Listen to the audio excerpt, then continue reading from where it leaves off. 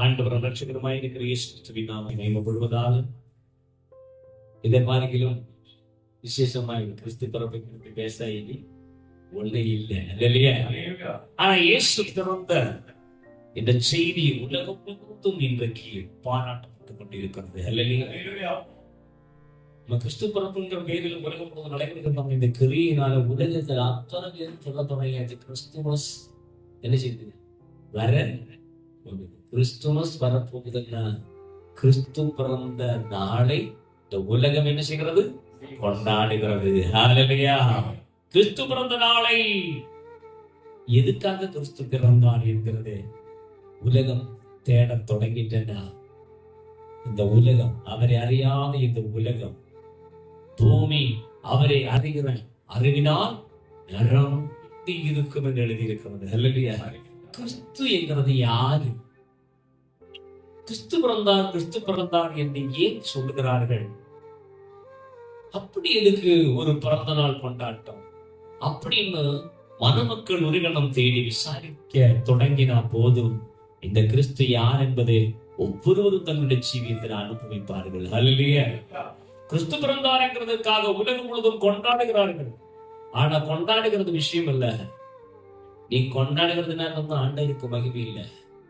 கிறிஸ்து பாவிகளை ரட்சிக்க கிறிஸ்து இயேசு உலகத்தில் அவர் பிறந்த நோக்கம் பாவிகளை ரட்சிக்க வேண்டும். எல்லா மனுஷனும் பாவம் செய்து தேவ மகிமையற்றவர்களாய் இருக்க, பாவிகளாய் இருக்கிற மனித குலத்தை பாவத்தில் இருந்து மீட்டெடுக்க பரிகாரமாக இயேசு கிறிஸ்து உலகத்தில் வந்தார். அப்படியானா எல்லா மனுஷரும் பாவி என்ற நான் எப்படி பாவி என்று ஒரு மனுஷன் தேட வேண்டும். அப்படி நான் என்ன பாவம் செய்தேன் என்று ஒரு மனுஷன் தேடும் போது அவனுடைய ஜீவியத்தில் காண முடியும். பாவம் இல்லாதவன் பரிசுத்தமாய் வாழ முடியும். பாவம் இல்லாதவரை இயேசு கிறிஸ்து இந்த உலகத்தில் பிறந்தார். ஆதலால் அவரிடத்தில் எந்த ஒரு பாவத்தை கண்டுபிடிக்க முடியவில்லை. பாவம் இல்லாதவராய் அவர் பிறந்ததினால அவர் பாவமற்றவராய் வாழ்ந்தார். எதுக்காக? பாவிகளாய் இருக்கிற நம்முடைய பாவத்தை சுமந்ததை நம்மளையும் பாவமற்றவர்களாக மாற்ற வேண்டும். இல்லையா? மனுக்குலம் பூமி முழுதும் பாவத்தால் நிறைந்திருக்கிறது. ஆனா நிறைந்திருக்கிற இந்த பாவத்தில் இருந்து நம்மை பிரித்தெடுக்க, பாவத்தில் இருந்து பிரித்தெடுத்து நம்மை பரிசுத்தம் உள்ளவர்கள் என்று இந்த உலகத்துக்கு காட்டி கொடுக்க அவர் இந்த உலகத்தில் வந்தார். அல்லேலூயா! பாவம் கொண்டிருக்கிற பொல்லாத கிரியைகளில் இருந்து பாவிகளாய் இருக்கிற மனுஷனை மீட்டெடுத்து பாவம் இல்லாதவர்கள் எப்படி ஜீவிக்க வேண்டும் என்கிறதை கற்பிக்க அவர் முதலாந்தர 3.5 வருஷ காலம் 33 வருஷ காலம் இந்த பூவுலகத்தில் பரிசுத்தம் உள்ளவராய் காணப்பட்டார். பரிசுத்தம் உள்ள வாழ்க்கை இந்த பூமியில் அவர் மரித்து உயிர்த்தெழுந்ததை நிமித்த நாம் பெற்றுக்கொண்டு அவருக்காக ஜீவிக்க கிறிஸ்து இந்த உலகத்தில் பிறந்தார்.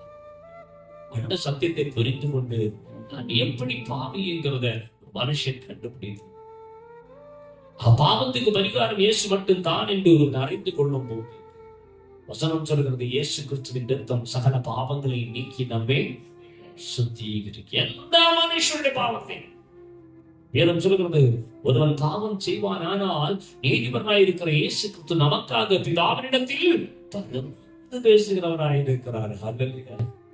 பாவனிடத்தில் பரிந்து பேச பாவம் செய்தால் கூட அந்த மன்னிப்பார். பாவமற்ற ஜீவியம் செய்கிறவன் வாழ்க்கையில் பாவம் வந்தா கூட அந்த ஆண்டவர் மன்னிப்பார். அதுக்கு கண்டு விசுகிறவர் இருக்கிற எவ்வளவு பெரிய பாக்கியம் செய்த ஜனமாய் மாறுவதற்கு கிறிஸ்து இந்த உலகத்தில் பிறந்தான சத்தியம் எல்லா மனிதர்களும் கை கொண்டிருக்குமானால் எவ்வளவு ஆசீர்வாதமாய் இருக்கும். அந்த ஆசீர்வாதம் வரும் நாட்களில் தேவனோட சொந்த காலத்திலே பூமி கர்த்தரை அறிகிற அறிவினால் நிறைந்திருக்கும் என்று எழுதப்பட்ட வசனத்தின் வெளியான மகிமை இந்த நாட்களில் கர்த்தர் கட்டளையிடுவாராக, பெரிய காரியங்களை செய்வாராக. வசனத்தோடு கூட கர்த்தர் நாமத்தை நம்ம மகிமைப்படுத்தி முடிக்கிறோம். கர்த்தர் தாமே நம்ம யாவரையும் ஆசீர்வதிப்பாராக. எங்கள் நல்ல இயேசுவே, அருமை பரலோக பிதாவே, இந்த ஆசீர்வதிக்கப்பட்டதால் மகிமையை அதிகமைக்கிற நேரம் ஆண்டவரே நாங்கள் விரும்பித்து இந்த இடத்துல ஓடி வந்து அப்பா உடைய கிறிஸ்து பிறப்புங்கிற மகிழ்ச்சியான நாளே ஆண்டவரே நாங்கள் உம்மோடு கூட இருந்து ஆண்டவரே இந்த ஆனந்தத்தோடு கடந்து செல்ல எங்களுக்கு கிருபைத்தாரும். அந்த ஒவ்வொருவரும் மேலும் பரிசுத்த ஆவியான மகிமை தங்கி இருக்கட்டும். தேவ பிரசன்னம் நிறைவாகி இருக்கட்டும். நாளில் வரையில்லாமலும் தடைப்பட்ட மக்களோடு கத்திர கிருபை தங்கி இருக்கட்டும். ஆண்டவரே கிறிஸ்து பிறப்பின் நாளில் கிறிஸ்துவோடு இருப்பதுதான் பாக்கியம், கிறிஸ்துவோடு இருக்கிறது தான் கிறிஸ்தவர்கள் என்று இந்த உலகம் கண்டுகொள்ள நிற்க செய்யும். யாவரோடும் கர்த்தர் கூடையிலும் பெரிய காரியங்களை செய்யும். உடைய நாமத்தினாலே உடைய பிள்ளைகளை மனதார வாய்ட்டி ஆசீர்வதிக்கிறேன். அவர்களை ஆசீர்வதித்து அனுப்பும். யாதொரு குறையும் இல்லாமல் சிங்கக்குட்டிகள் தாட்சி அடைந்து பட்டினியை கிடக்கும் கர்த்தரின் திட்டங்களுக்கு ஒரு நன்மையும் குறைவிடாது என்று இருக்கிறபடி ஒன்றும் குறைவிடாமல் கண்ணிப்படி போல காத்து நடத்தும். ஆசீர்வதியும் உடைய சட்டையின் நிலையில் ஒப்படைக்கிறோம். துறந்துள்ள நாட்களுக்கு எங்களை தகுதிப்படுத்தும், ஆயத்தப்படுத்தும் பெரிய காரியங்களை துதி கனமையும் எல்லாம் புகழ்ச்சிமக்கு செலுத்துகிறோம். இயேசு கிறிஸ்துவின் நாமத்தில் ஜெபிக்கிறோம். ஜெபம் கேளுங்கள். ஜெபம் நல்ல பிதாவே, என் ஆத்துமாவே கர்த்தரை ஸ்தோத்திரி, என் உள்ளமே பரிசுத்த நாமத்தை ஸ்தோத்திரி. என் ஆத்துமாவே கர்த்தரை ஸ்தோத்திரி. அவர் செய்த சமூகமாய் ஆசீர்வாதம் கர்த்தராகிய இயேசு கிறிஸ்து கிருபையும் சமாதானம் கொடியிருக்கிற நம் அனைவர் மேலும் வருகை எங்கிலும் இருந்தும் நெருங்கி பார்க்கிறதா எல்லா பரிசுத்தவான்கள் மேல் வருகை விட்டும் சதாகாலமும் தங்கியிருப்பதாக. ஆமென். ஹல்லேலூயா.